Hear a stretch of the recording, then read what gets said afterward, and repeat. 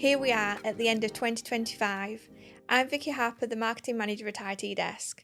This year has been a fantastic year for IT Desk and we've got lots of things to unpack, so let's get into it. So joining me now, I've got Sammy, our Financial Manager at IT Desk. How are you today, Sammy? I'm good, thank you. How are you? Good. I'm all right, thank you. I'm all good. Just looking back on the last 12 months, it's been absolutely fantastic. What a year we've had at IT Desk. Super busy. It has. It's been so busy. And one of the things that we're going to talk about today is the things that we've done for the community and raising money for charity. So do you want to talk to us about the darts event that we hosted? Yeah, we did the 12-hour darts marathon for Macmillan Cancer Support, which was quite a task. It was 12 hours of darts whilst keeping operational on service desk was quite the feat. It was a huge feat. And when we went down to set it up with me and Alex and we were testing out the Starlink, which is a piece of kit and a piece of technology that we've got that allows us to have the internet anywhere, we thought it weren't going to reach the plug, but then we found another plug socket that did, and it were all fantastic. So we were able to run all of our services at the darts event. We moved all the team down there, didn't we, to Unwell. And yeah, they were able to work, answer telephone with no interruptions. So there were no interruption to service, as well as playing 12 hours of darts. Just unbelievable. Yeah. So we raised a lot of money as well, didn't we? Over £800, I believe. We did, yeah. It was quite good. It worked really good. So the day went really well. It was such a good day. What about all the planning that went into the event and how did we pull that off? It was incredibly difficult. There was a lot of planning, a lot of teamwork, a lot of caffeine, but I cannot take credit for how well the day went. I think your spreadsheet and a lot of help from Copilot structuring who was on the dartboard, who was on breaks, who was on the service desk, who was answering calls, who was keeping the flow of the day going. Copilot was a massive help in pulling that spreadsheet that you'd put together for everybody. But I think we nailed it. Everyone pulled together, and I think we did really well. 100%. Nobody missed the lunch. No. Everybody had a really good break. Everybody were able to get on the board and play at their appropriate time. So yeah, thanks to Copilot. I just fed Copilot what it needed to know, and it produced it perfectly for us in a wonderful coloured spreadsheet. So that were really good. Yeah. So following on from the darts event, we've had some fantastic award ceremonies this year. So if you want to give me a little bit more information about those and what we did, because that were all your hard work, not mine this time. Yeah, this year has been nothing short of incredible, I think, on what we've achieved in such a small space of time. I think the standout one definitely for me is the being shortlisted for UK Employer of the Year at Investors in People. 100%, yeah. We were absolutely over the moon when we received the email to say we'd been identified as one of the UK's top employers for Investors in People. But then to find out it was invitation only and we were invited to apply for this award was just absolutely mind-blowing for all of us. And then to be shortlisted to the top 5 was just the cherry on the cake. It were. Our over the moon, I actually cried. It was just such an honour. It is just such an honour, and it shows how we work in our culture here, and working and all the staff here, how much they enjoy it. And trying to get Invested in People standard is hard enough without being nominated for an award. Absolutely mind-blowing. So well done to you for putting all the case forward and getting that award and recognition this year. Well done to you and your team. Fantastic work. And the event were great as well. The event was amazing. Going all the way to London with some of the team, that were fantastic. The production show that they put on as well. Come What May. Yeah, Come What May. That were absolutely fab. Yeah. It was like going to the theatre as well as the award ceremony itself. Yeah, it was incredible. It were really good, a really good night. And then we were nominated for the, British? Don't know where that is. The Institute of Customer Service. Yeah. We have been shortlisted for commitment to customer service on a business-to-business category, which, we've been shortlisted for that, which the event is next year, so we're very much looking forward to that. But again, the icing on the cake for us is to be shortlisted on such a national stage against industry giants like the NHS, EDF, Zurich, Octopus Energy, all who are leading in their industry, and we've been shortlisted alongside them. It's mind-blowing. It is mind-blowing. It is mind-blowing. Our little team from Goldthorpe up there on the big stage with all those big winners, or with all those big employers. Yeah. Honestly. A proud moment. Very, I think, very proud. Just to be shortlisted in amongst those names it's incredible. It's an incredible feat. And then last month we were at Rotherham Barnsley Chamber of Commerce for our excellent customer service. Again, we won that a couple of years ago, and this year we got highly commended. Again, another fantastic achievement to be highly commended, and another fantastic event. How much planning went into that for you? There weren't much planning for me on that one. That one is down to Chris, the managing director. Of course. He is the one that writes the award submissions for that one. Well, our strategy for customer excellence and delivering that service to be recognised at that level is quite an achievement for us. It really is. It really is. And again, that were another great event. It was just good. Again, the networking, meeting all the local businesses, seeing people, old and new faces, were a good night again. So looking forward to next year's as well. Yes, there's a lot coming for next year.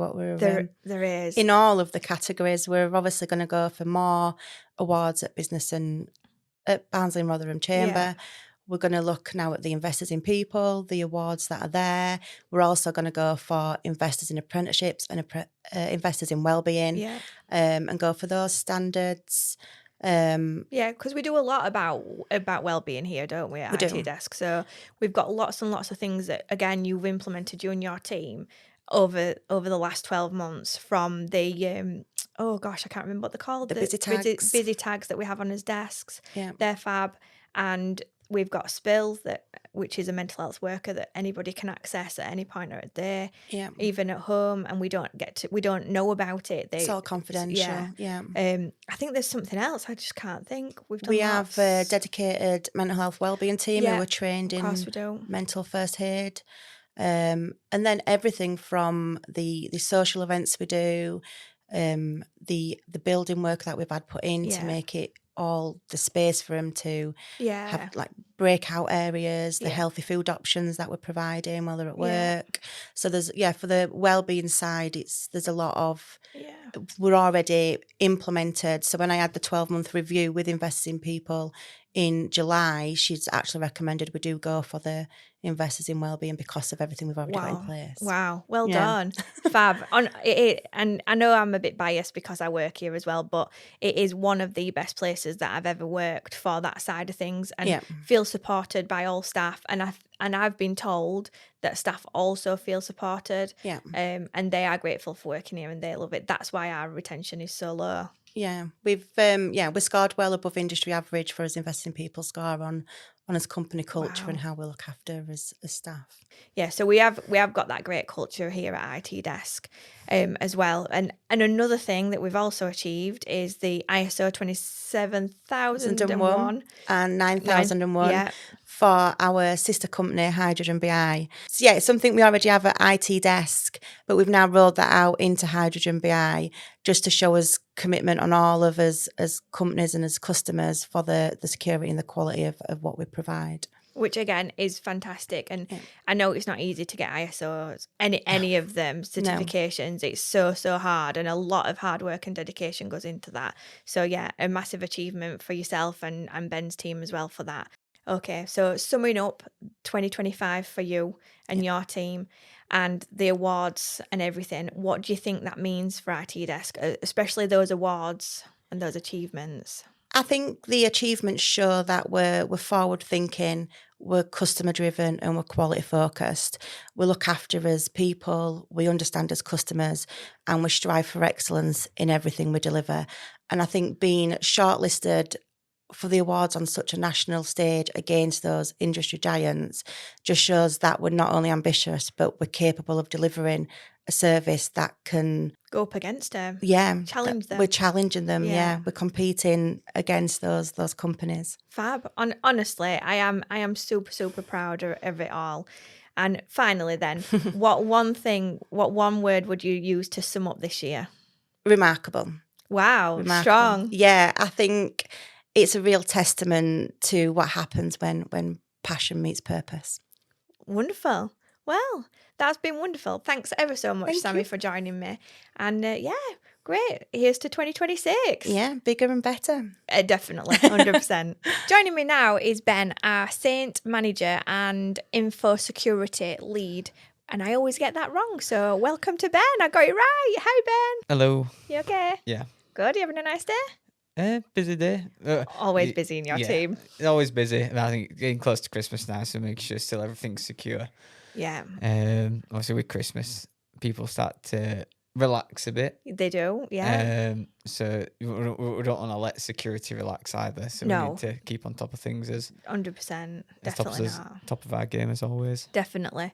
Yeah, that's a good shout out to remind people not to relax. I'm sure we've got some tips coming up, and we're going to release a blog around that, what to do over holidays. So look out especially for for that. fishing as well. Yeah, with parcels, scams, deliveries. Yeah. You've missed a delivery, reply to this text message. You've got an email, put your bank details in, payments have failed. Yeah. Is there anything that before we get into the year we've just had, is there anything that we can tell customers that they need to look out for particularly? It's more that if you do receive anything, just stop. Don't. I know everybody rushes at Christmas. It's that time of year, but just stop. Think about it. Are you expecting this? Does it look right? Read through it. Yeah. That's what they're trying to get you right when you're busy or when you're vulnerable. You're your most yeah. vulnerable, aren't you, at Christmas? Yeah. Yeah, stop and think. Good. Well, thank you. So leaning into the year we've just had, you have been everywhere and anywhere, including Vegas. So you went to DEFCON. Tell me all about that. What did you learn? What did you see? Who did you talk to? So DEFCON were really good. So what I found at DEFCON is it's an insight into the cybersecurity landscape and the threats down the road. Yeah. I know a good one was they demonstrated the use of AI in malware. Yeah. And then just 2 months after 3 or 2 months after DEFCON, Google has seen the first use of AI in malware in the wild. Oh, wow. So okay. What does that mean? So it's rewriting its code using AI in real time. Oh, okay. To avoid antivirus. Oh, scary. Yeah, to make it harder for antivirus to stop it, really. Oh, wow. Okay.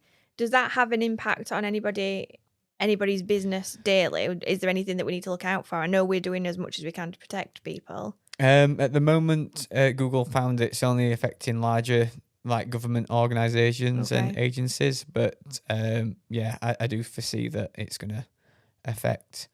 It's going to become more prevalent, and it probably will touch on a lot more businesses next year. Okay. Is there anything that we're doing? I know we briefly spoke about DEFCON there, but I know now that we've got the new Team Saint, and Chris describes you as hunters, so you go out trying to break our security.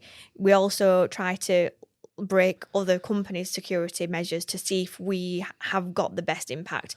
When we went to PAX 8, Stephen Bartlett has got a team dedicated to doing this that work off-site to try and break his company to see where his weaknesses are, and we've implemented the same thing here. Can you tell me a little bit more about that, what that entails? Yeah, so feeding onto DEFCON, obviously we try and find threats before they become more prevalent. So we try and predict where things were going. Obviously, one with AI in malware. So we're looking and implementing now products that can fight against those, such as behavioural monitoring of the user. And stopping it that way. With Carly's job intake. She's the new data analyst that's looking into all that. Another one was quantum computing. And this is mind blowing. This blew my mind. So obviously the rise of quantum computers that'll be able to break traditional encryption algorithms. So for people that don't understand quantum computing, can you describe what that is? So quantum computing is, in layman's terms, it's it's going to accelerate how computers can how quick. If you think computers are quick now, they're going to be substantially more quicker in solving problems. And what that's going to break is a lot of the traditional encryption algorithms that protect the confidentiality and the integrity of your data and communications.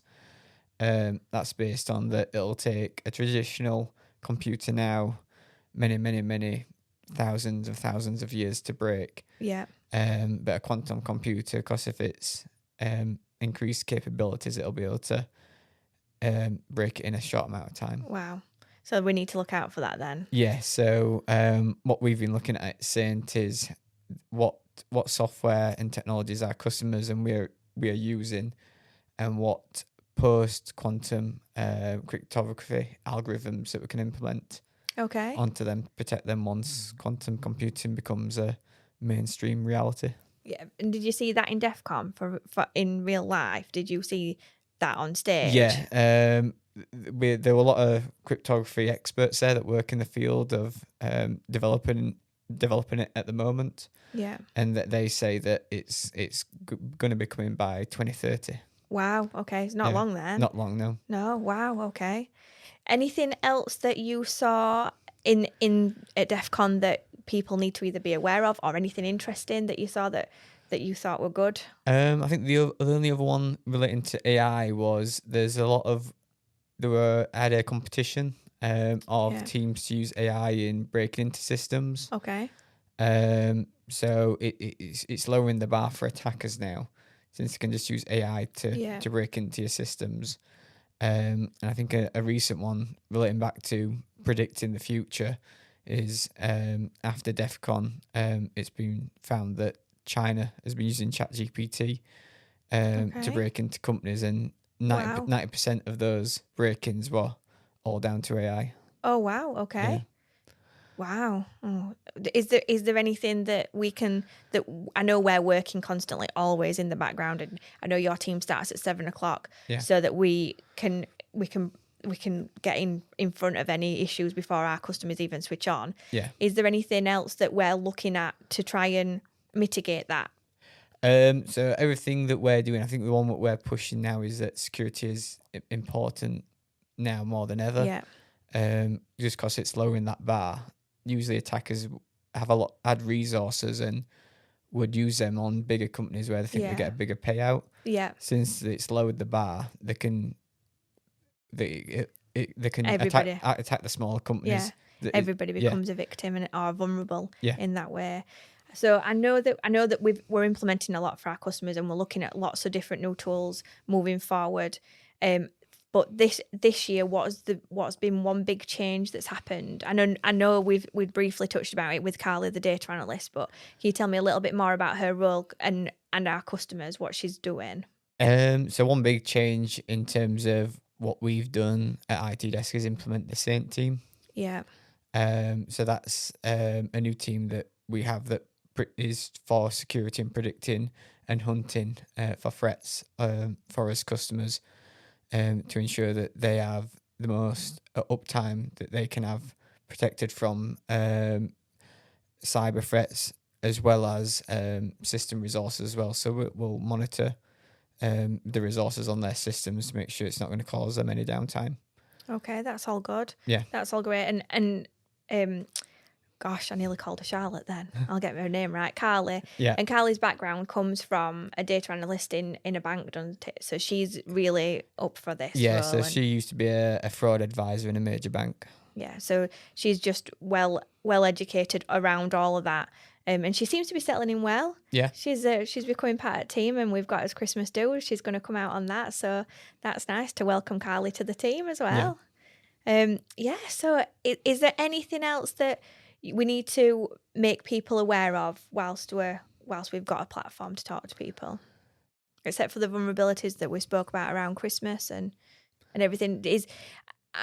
I remember we had a conversation a couple of months ago about human error or about humans, and it's everybody's responsibility. Is that still the key now with AI? Is it still, do people still have to be aware, and it's still everybody's in the company's responsibility? Yeah, if they're using AI, which I think everyone in the business is, then they have to have a security mindset around that. So I think it is everyone's business. Yeah, definitely. I would definitely agree with that. Okay, well, thank you ever so much for your time today, Ben. I really appreciate it. And I know you're really, really busy and keeping everybody secure. And I know you'll be working over Christmas and New Year to carry on that busy and hard work. So, yeah, well done. And thank you for joining me today. No problem. And joining me now, we've got Chris Wright, our Managing Director. Hi, Chris. How are you? Not too bad, Vicky. How are you? Good. I'm all right, thank you. Good. Good. Looking forward to this, getting into what we've just achieved in 2025. Yeah, no, it's been a cracking year, hasn't it? It's always kind of when you get to the end of the year, looking back and go, wow, all that has really happened this year. And it's flown. Has. And it's just been so busy, and 1 week's rolled into the next. It's been fantastic. And one of the things that I'd like to talk to you today about is the Acceleration Lunch. What sparked the idea for Acceleration Lunch? The Acceleration Lunch. I think, so the idea came from plenty of dog walking. So generally in the morning, a lot of my good ideas come from walking the dog in the morning, where kind of in my own space and with the dog. And I kind of thought, you kind of unofficially, the term that I called it was it's the golfing day for non-golfers. Yes. And nothing against golfing. Golfing's great. You know, I'm very lucky to have a business partner that loves golfing, which is great. It means I don't have to get involved. But yeah, and I think what I wanted to create an event where it was memorable. It was memorable for us customers.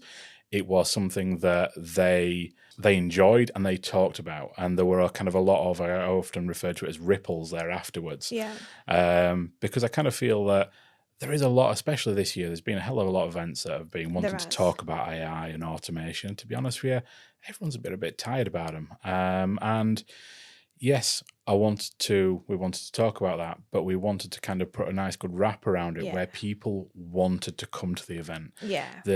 Because we all know that if a customer rang any of us up, myself or Steve, and said, look, can you come through and talk to us about AI? We would be there and help them and consult with them as we would do for his job. So why would they come an hour out of their way to an event to just talk about something they could have in the comfort of their own office? This event was kind of, what could I do to put a wrap around that, have some networking, some learning, bit of fun, and that was kind of where it all kind of started from, really. Good. Well, it certainly achieved that, I think. Thank you. It was an absolutely fantastic event, and we did it car related because you're a petrol head. So the venue were perfect. People did drive to it and meet us there, which were absolutely outstanding. When they did arrive, they didn't know what to expect, and I heard we blew some people's minds. Yes, me also. You know, I think kind of memorable events. Kind of looking at the day is, I think the morning. I was obviously setting off the tour on the morning, the grand tour, and everything was going great for the grand tour. Except then, just as we're kind of queuing up, a chap comes across and goes, "Sir, just been looking at the route, and are you aware there's a road closed there?" I'm like, no. And by this time, I think one car had set off, so we sent the course opener car out to go and kind of check on what check on what were happening. And I'm thinking, is this kind of the start of the way things to go?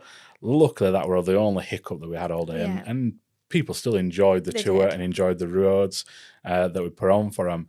But I think what kind of stepped it up another level, when they got to the motorists, they kind of came into that room. The room was set out absolutely beautifully, and I think it just blew people's minds of how much of a professional event and how it well looked. And I think, credit to you, Vic, and your team on that one. That was and a lot of hard work.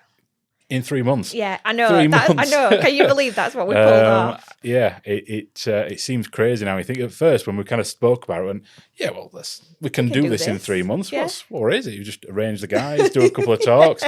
This'll be easy. And then I think once we kind of got yourself pulled in, we got Sammy from finance pulled in, kind of making sure everything was balanced between what we could have to what we could do in the budget. It was just mental. But I think it was worth it. It were definitely worth it. And it did everything that we wanted to. It did. It was perfect. It cemented a new customer for us. Yeah. Which again, you couldn't dream of. You could only dream of that's what it'd do, and it cemented that foundation, that relationship. And they were like, "Yeah, we definitely need to move." And they're now a new customer, and they've joined up from that event. Yeah, and I think that's immeasurable from the day. That's immeasurable to kind of go, yes, we got more business from that. But I think it's the unmeasurable stuff I think is going to be important from that is how much kind of now have we kind of solidified our relationships with our customers? How much now do they kind of go, actually, that were a great event that we got to with IT Desk. You know, we learned something from the day, and also to see our customers also networking with each other. Yeah, it were fab. We created something there, and because obviously they were all kind of got a like common interest. Yeah, There were then the initial conversations very much started on their own vehicle, like you know, looking at a Porsche or looking at what the Ibex is there, and it got that conversation flowing. It really kind of made it. I don't use the term magical. It were a really good day. It were. Honestly, it were. And to everybody that missed out, I'm really sorry that you didn't make it. Yeah. It's a shame, but it leads me into another question. Will we be doing one next year? I suppose if it was me, 100%, I would definitely be wanting to do another motoring-inspired one. But I know that just won't make sense at all. We do have to kind of share the love a little bit, try something a little bit different if we were going to do something for next year. I think I know we've discussed this in some of our strategy meetings, but there's a lot to think about, a lot to consider, and we've already got some stuff that we've planned this year for next year that we need to consider. For example, we even got to consider our 20th birthday party next year. We're going to bring that up. Which, you know, so exciting. You've only got one team. I've only got one financial team. And to get all that to happen, I think it's going to be a mighty ask. And I don't think we could do it in 3 months again. No, definitely not in 3 months again. But watch this space. We'll see if we can get another one sorted. Definitely. I'd like to think so anyway, just because of how good it were. Yeah, no, it were good. So the event were great, and we had the hiccup with the road closure, which were out of our control. What was the other most challenging thing for you, Chris? Most challenging thing? I think for my team, the most challenging thing would have to be me. I think we have to agree. I think for the 3 months of the team trying to extract the vision that I had in my head of how I'd like it to be, kind of making sure it kind of ticked the box of what I wanted it to be, I think was a challenge in itself. And I think both kind of, I have to give credit both to kind of yourself, your team, Sammy and her team for kind of making that happen on the day, because it did run incredibly well. And there were a lot of moving parts, really, when you think about it. There were. From the motor club to people that were there. Yeah, there were a lot of moving parts, and getting into your head was... It was, I wouldn't say it was challenging, but trying to make sure that we'd got everything to the detail that you wanted. We're a learning curve, but I feel that we've got there, and we did it really, really well. And that's, again, for all those meetings, all those strategy meetings, all that consultation really, really paid off. So it is definitely worth having those meetings, those sit-down meetings, making notes all the time. The PowerPoint presentation from start to finish went really well, and everybody able to edit it, again, using modern workplace equipment, modern workplace apps and stuff. I also think really helped, because it helped with that communication, the channel we got set up in Teams and stuff. So using that technology there as well really helped us cement that plan together, and using Planner, the Teams planner that everybody had got tasks on. So once we'd got that bones of the event, I feel that worked really, really well. Yeah, I agree. Yeah, communication was key to this event. He's always kind of all of us talking around and trying to keep everything in his head. Yes. Which I think once we got into the flow of it, once we got the kind of the flows set up on how we communicate and when we're communicating and who's responsible for what, yes, it helped a lot. And I think we've spoke about a lot in our strategy meetings of what we're going to learn from next time if we were to do another one, or if we were to run another event again, whether it is the acceleration lunch or anything else that we may choose to do in the future, then we've got some good learning outcomes that we can kind of review, sit back on and go, right, let's jot all them down. make sure then for if we do run something next that we do run it again. Yeah, no, it was good. And I just got to give a small credit, well, not a small credit, a huge credit to Alex as well for all the design work that she did. Coming up with the logo, getting that out of your head, getting all of the merch done and sorted and organised with all that branding material on there, the signs that were up and everything else. So she did absolutely incredibly well. So a big thank you to Alex and for her time and dedication. She's probably seen a lot less of me now coming up in trust. Go, Alex, I've got a great idea. Why don't we? She's hiding.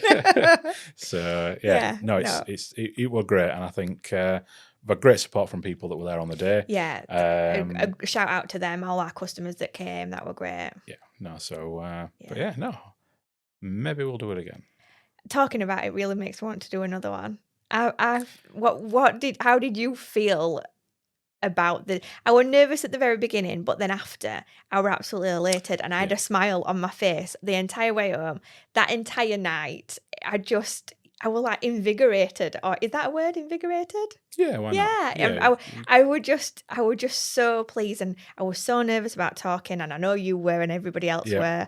But it was just wonderful. I kind of felt like the talk that kind of just starting to kind of get that talk going. I was kind of flowing better towards the end. Yeah. But the initial start just took a little bit of going. It's that wobbly voice that you get. Because I think that was the first time I think they had actually done proper kind of public speaking. Yeah. I think probably the last time I were on a stage, I were probably Smee and Peter Pan when I were younger, which, is a little bit different. But it's still, honestly. So, but yeah, no, fantastic event. I think it really went well. But let's see what happens. Yeah.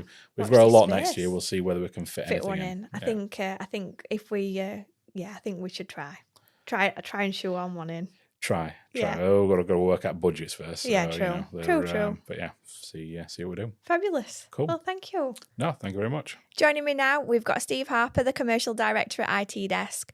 Welcome, Steve. How are you today? Very well. Yeah, very good. Good. Nice to hear. How are you? I'm all right, thank you. We've just been busy recording all day, so it's been great fun. Yeah. Let's get into it then. So today we've been talking about the last 12 months. It's been an absolutely huge 12 months for us at IT Desk, and I've spoke to other members at team about their favourite moments and their experiences. And what I wanted to talk to you today about was PAX 8. So who are PAX 8? What do they do for us? What do we do with them?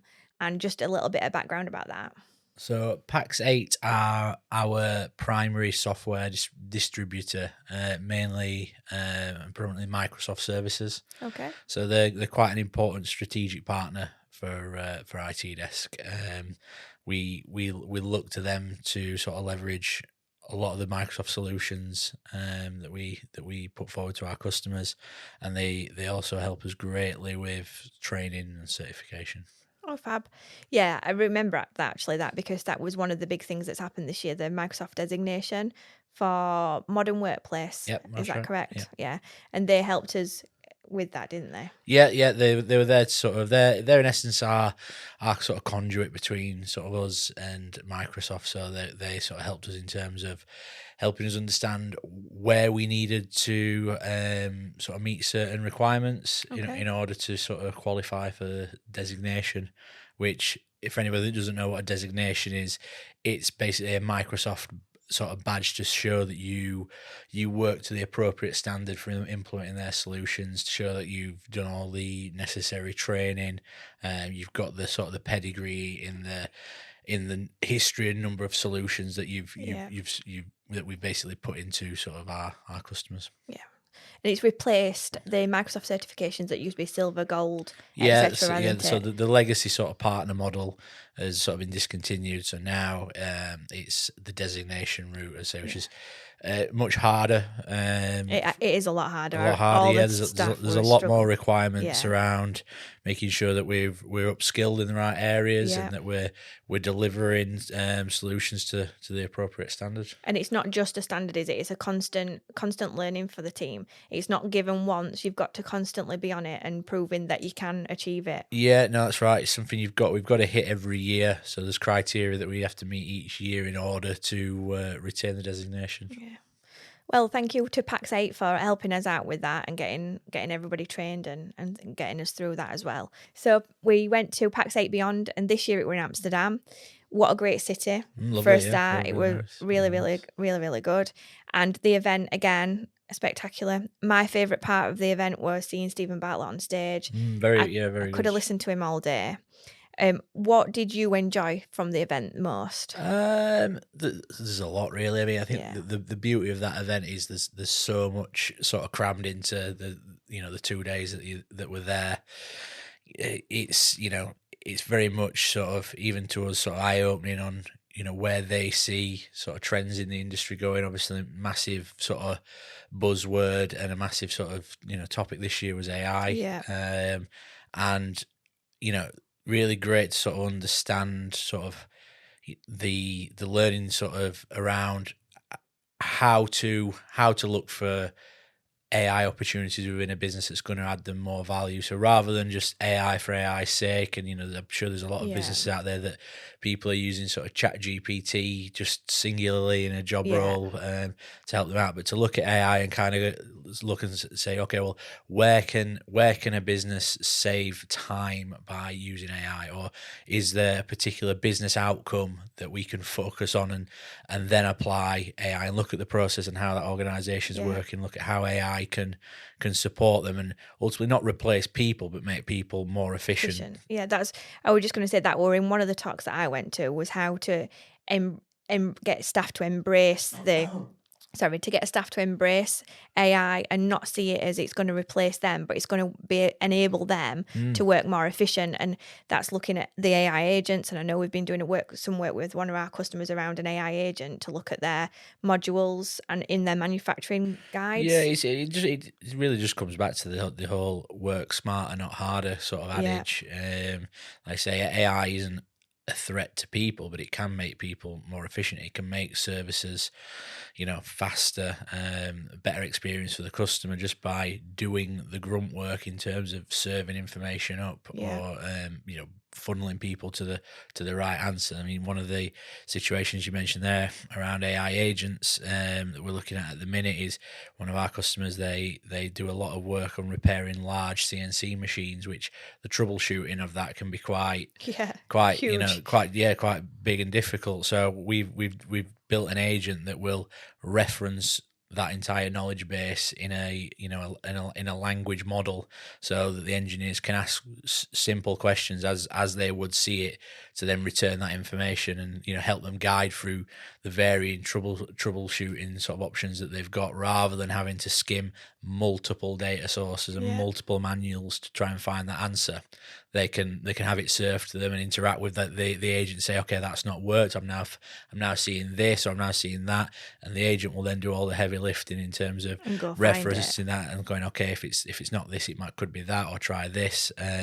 So yeah, I think where any business will see the biggest gains in AI is if it's super focused around a problem. In that case, it was we're spending too long trying to find the answer. Okay, well, can we use AI to streamline that?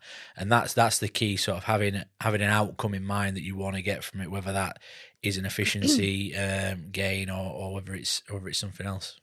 Yeah, it's all fantastic, and I understand it from when we went that it's where IT services are moving forward. So they're not going to be an MSP anymore. They're going to be an MIP. Do you think that is going to be the future of IT landscape? Yeah, I think we've seen the change sort of coming for a little while. It might not have had a specific badge to it in terms of the MIP sort of acronym, but I think customers for a while have been engaging with us to use data in better ways, and sort of trying to improve things like business intelligence, so they've got the right numbers and the one version of the truth, rather than sort of guessing and it being opinion based. I think the amount of data and things that organizations hold on their clients, the services, and the metrics and how they run, it was only a matter of time before there was a bigger burning desire to harness that as a resource. So yeah, I think it's all positive. I think any organization that does look at IT as a platform for growth rather than just a necessary evil will absolutely be the businesses that thrive, because they see the value in the information they've got there. They know that by using that data properly, or looking at where processes aren't quite working, or using technology to improve those processes, is only going to make them a better business, and that's what's going to make them stand out. 100%, I agree. The more knowledge that they have as a business, the more changes they can make to enable them to grow. So yeah. So sorry, jumping back to then PAX 8, was what were your highlight? I know there were many highlights, but what were your favourite, let's say? I say I'd struggled. I mean, obviously the Stephen Bartlett keynote was, really insightful, and to hear sort of how Stephen uses technology in some of his businesses, incredibly powerful. One of the things that he said really stuck with me was when he implements an entire team to try and break his actual company. I've just found that absolutely, and I know we've implementing that here now with the Saint team, but what a fantastic idea. I mean, again, that just shows sort of from his point of view how his entrepreneurial mind sort of works, in the sense of he won't just sort of rest on his laurels and kind of think, oh yeah, we've got this sussed, we know what we're doing is brilliant, it's the be all and end all. He's kind of, it's ballsy to look at that and kind of go, okay, well I'm going to try and tear that down now. I'm going to try and break that. But ultimately, what that should yield, if he does find sort of the cracks or where it's again, they'll only evolve, they'll only improve. So you can see how some of that thinking absolutely leads into sort of why he's as successful as he is. Yeah, I could have sat there for another hour or two easily to listen to him. He was fantastic. Not that the other keynote speakers weren't. Just a shout out to no, he was definitely a highlight again as an event. Beyond his very, as I said before, really, really insightful, and how it sort of highlights some of the trends, and some things that we might not have necessarily thought about. It's good food for thought in terms of how we get that information across, because as a technology business, natively we do understand this stuff pretty well, and I think what PAX 8 Beyond helps do is help us understand ways that we can translate that into sort of more normal speak or normal scenarios, so it's something that can be understood, and may hopefully plant a seed to people that do want to harness this stuff of like, okay, well I now see how I could use that in my business and make it relevant to them. 100%. That I really enjoyed it, because it helped me understand the technical, or have the technical knowledge that I can then translate to our customer base, and for our marketing to help other new businesses come on board. It is a great event, and I'm looking forward to it next year at Copenhagen. So that should be good. So watch this space with that one. Is there anything else that, wrapping up the year, that you would have said that were a highlight? I've spoke about the awards. I thought that were fantastic achievement with the Investors in People. Is there anything? No, I'll be honest. This year's gone really fast for me. It's I can't believe we're kind of at the end of the year, and there's been a lot of positive stuff happen. There's been some great client acquisitions in sort of new areas, and those businesses all seem to be businesses that want to use technology as a platform for growth. We've had some great success around sort of our award nominations, and getting the Investors in People accreditation. Again, a massive well done to sort of everybody who was involved in that. So I struggled to kind of pick one. The event as well. One out, the acceleration. Event. There's, like I said, there's just been so much. It's hard to pick one sort of stand out. I just think 2025 as a whole for IT Desk has been a great year. So and 2026 next year, and the business is turning 20, and we've still retained customers for 20 years. What an actual achievement is that? How many businesses can say that? I mean, it's a great achievement. I mean, and thank you to those clients that have sort of been with us as long as they have. And I hope it's because we believe we do a good job, and that we've got their needs at the heart of what we do, and the belief of we should be doing our job so they don't have to be sort of on the phone to us and 100%. things, and yeah, it's 2026 again is already sort of stacking up to be incredibly busy. There's a lot going on. So yeah, it's exciting. It is really exciting. It is really exciting. So, but anyway, thank you for joining me.